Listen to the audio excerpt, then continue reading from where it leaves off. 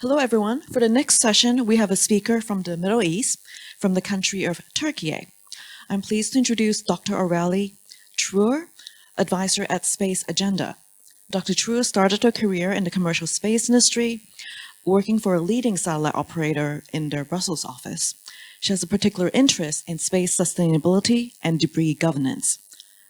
Dr. Trur?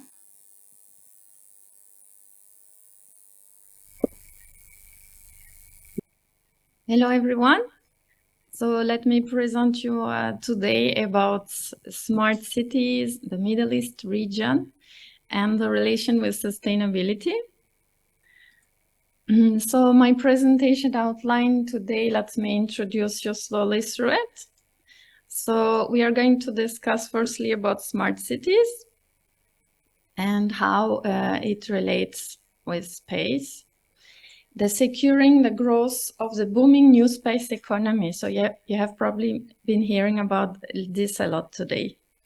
Then I'm going to introduce a little bit the smart cities projects in the Middle East region, followed by some new space business values and indicators which are emerging in the past few years.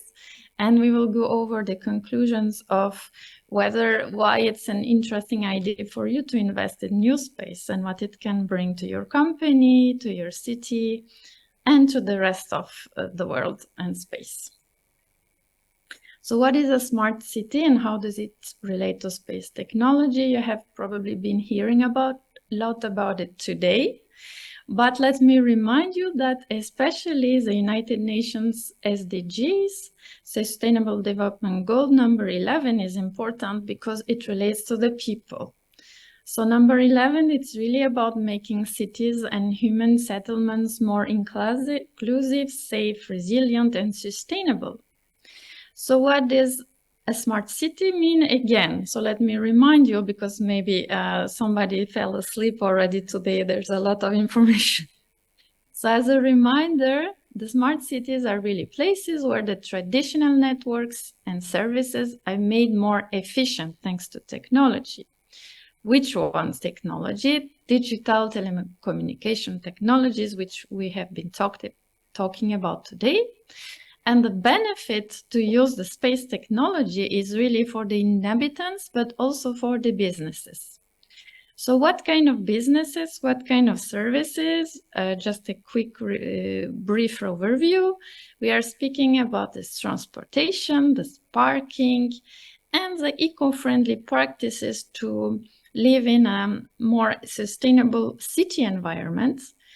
As well as also e-government and e-healthcare and e-education services thanks to internet access. So these are the places where space technology can help with SDG 11 and help with the smarter living in the bigger cities where most of the population is working lately. So just a quick overview, these are the technology being used, the communication satellites, the navigation satellites, and the imagery satellite called in the sector as Earth observation satellites.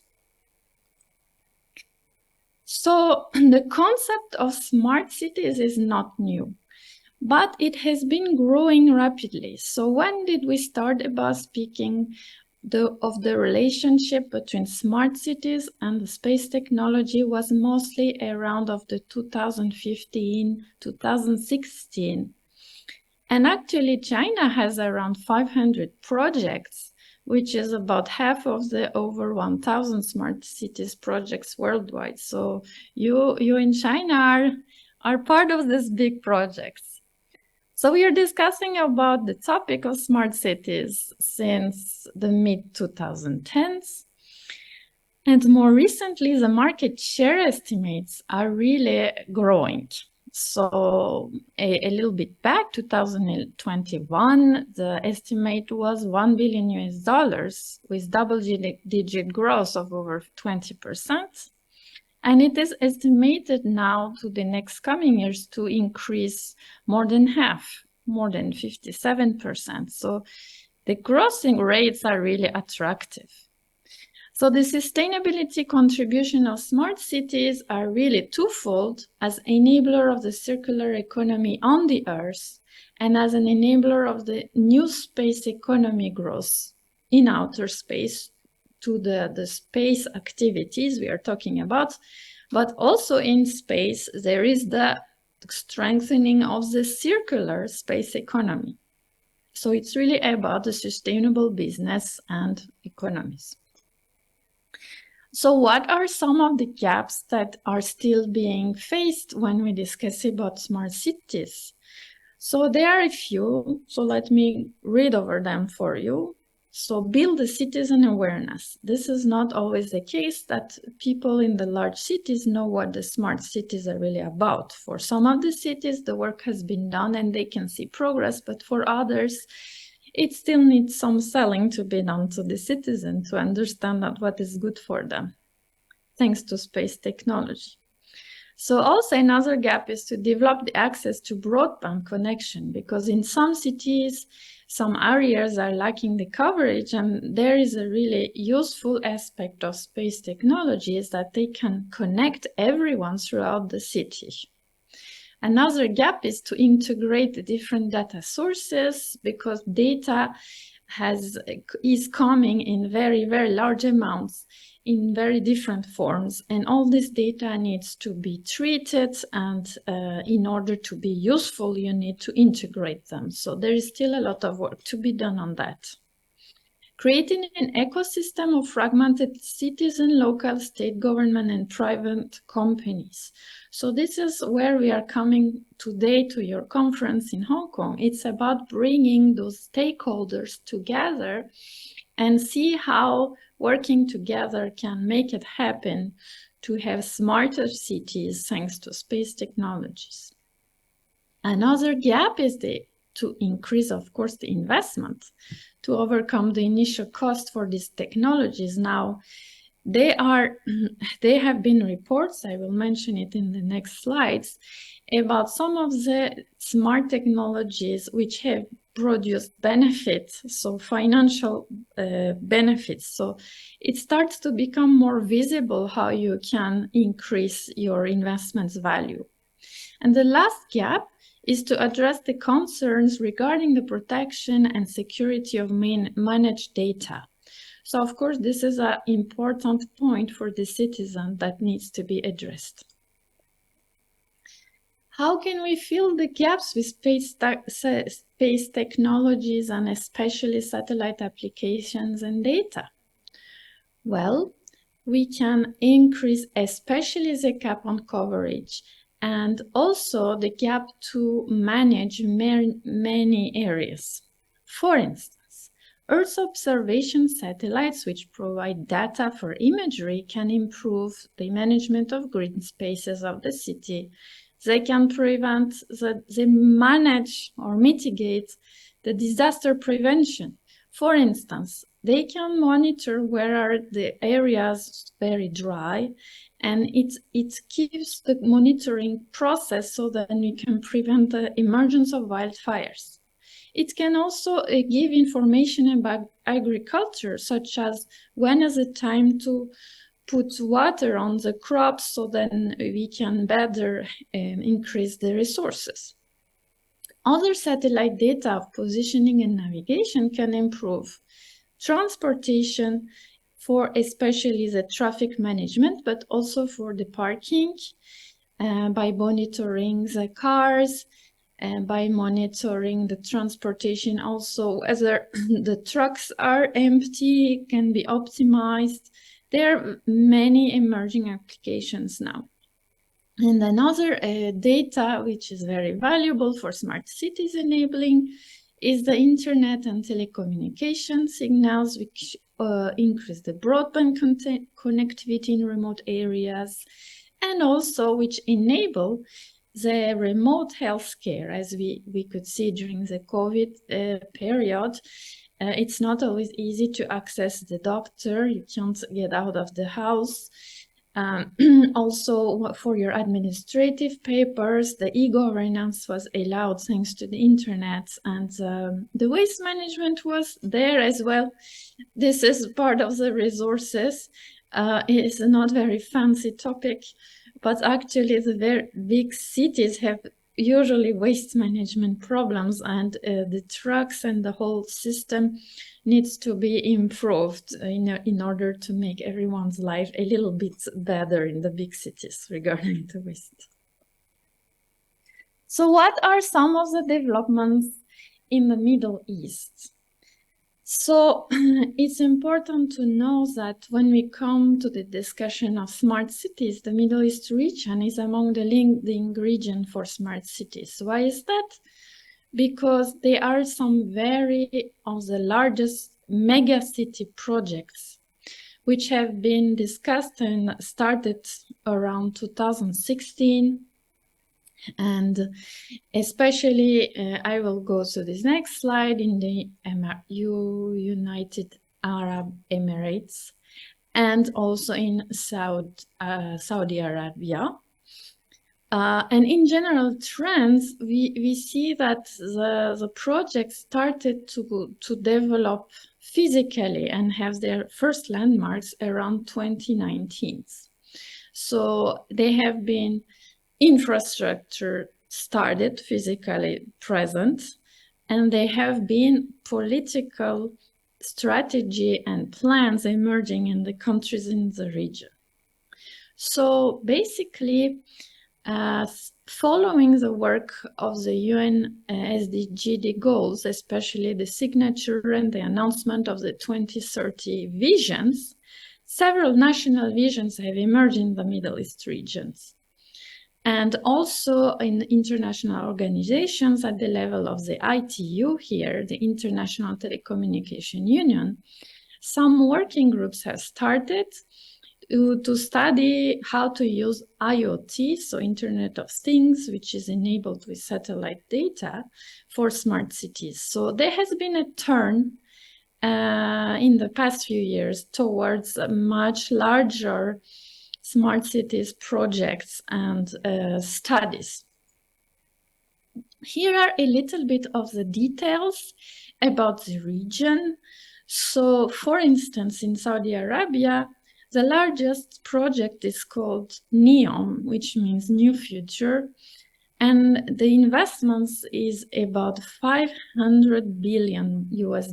So, this is the largest plan, and the really ambition is to have a 100% renewable energy sustainable city.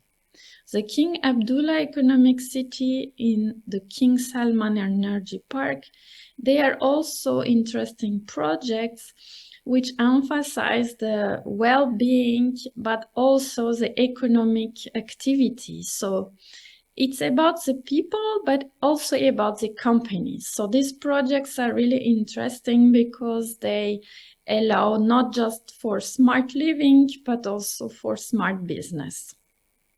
In the United Arab Emirates, the first city to have been really recognized was Dubai. Recently, their progress is about the LiFi connectivity with LED technology. It's quite interesting. And they have a new Masdar city project near Abu Dhabi, the capital city, who wishes to become carbon neutral. So when you think about these two cities in the middle of the desert and how you can achieve the carbon neutral goal, it is also quite interesting projects at the forefront of innovation. Now, in the neighboring countries, Georgia, Jordan, Oman, and Qatar, they are also, the capital cities have also the smart city projects, which means that they are building new cities from scratch. They are looking at the designing sustainably their buildings, and they are really trying to combine all sustainable factors to make the smart city from the beginning. Now, in Turkey, The projects are a little bit different. They are trying to improve the existing cities.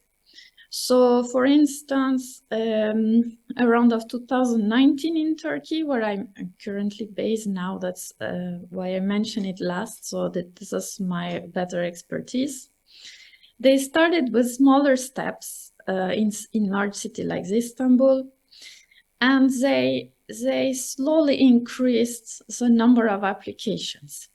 So smart transportation, for instance, is one of the beginning, but then they add the e-governance and other services. So I wanted to mention that it's not new, but it's improving. So from 2019, there was a national smart city plan, and now there is a second one for this period 23. So it keeps showing the involvement of the government. Let me continue on that. There was the National Smart City Strategy and Action Plan is including more applications. So from the improved traffic management, smart parking, smart water management, and flood prevention. There was also about, I didn't put the whole list, but waste management.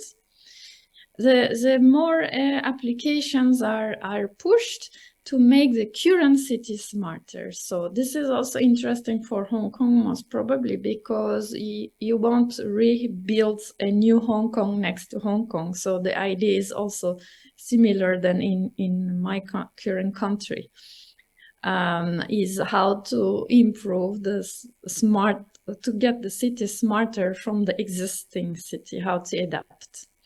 So anyway, just to recap on Turkey, some of the data used is the 𝗓𝗏 operator data for the transportation. And you need to remember for today that the number of smart cities project keeps increasing. And today in Turkey, it's over 20 cities are doing smarter improvements thanks to satellite technology. Now let me, so I would like to you to take out from my presentation today that in the Middle East, there are some very ambitious smart city projects starting from scratch. There are some other quite smart, ambitious projects from existing cities to bring them smarter. But also what is important to know about the sustainability is that there are some international industry-led ratings which are developing, and it will help people who are interested to join the space economy market in order to see how they can behave responsibly in their business. And I wanted to introduce you quickly two really interesting ratings. One is called the Space Sustainability Rating, and the second is the Earth and Space Sustainability Principle. They call it kite mark concept, or they call it sometimes a badge. So it's also a kind of rating. So what is interesting about those two ratings is that they are inspired from the financial markets and the famous AAA ratings, and they monitor environmental responsibility concept for the space operations of a company. So it evaluates a kind of responsible footprint on space mission and operations, and it's inspired from the carbon footprint. It's conceptualized by public-private consortia. There is university involved, government involved, the private sector, some consulting firms with experts. It was launched by the World Economic Forum around 2016, and it has been developed together. So this is one of the gaps that we mentioned before, how to make it the smart city concept, how to make the sustainable concepts come to life. So for sustainable space operations, There are some various tools that I won't go into detail, but the experts worked on it for 6 years and they have started issuing the first ratings last year. Currently, they have rated four badges, if I can say. Bronze, it's the metal, so bronze, gold, platinum, etc. And what is interesting for the people who would like to get the rating is that they become an association member and they can benefit from advice from those experts who evaluate their company mission, their company's space mission. So at the same time that they are being rated, but they also can receive advice how to improve their design or operations. And so when they join such initiatives, they actually contribute to sustainable space governance and to the circular space economy. So it's quite interesting. A little word now on the second initiatives, the Earth and Space Sustainability Kite Mark.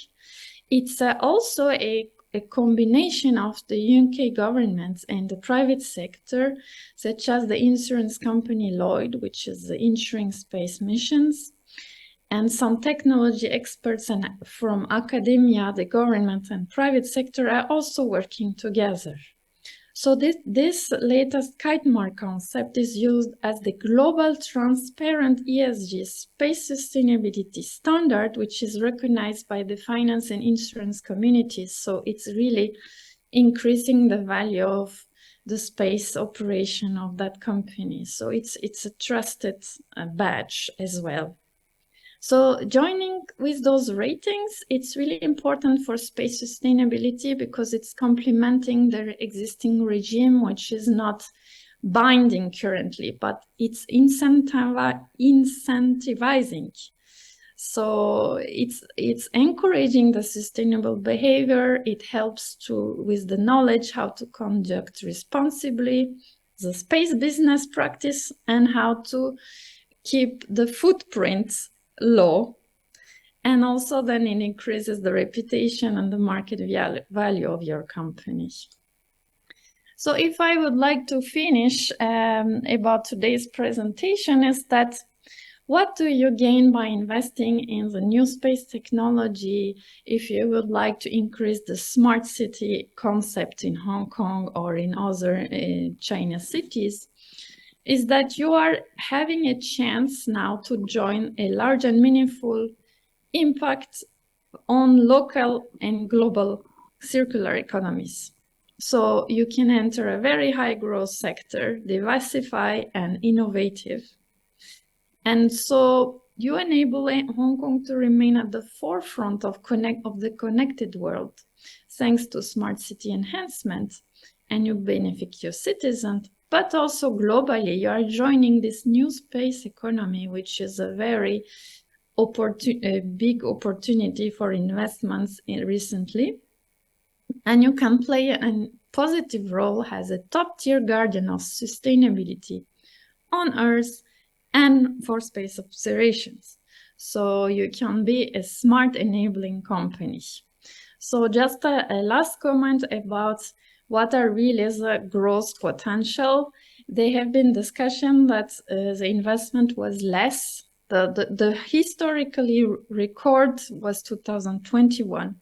After that, there was a little palier, stagnation, but in 2023, the growth, the investment in new space companies from the finance sector is really higher. So for sure, everyone agrees that this is the prosperous sector. And I hope that you can join in the new space economy and help grow it responsibly.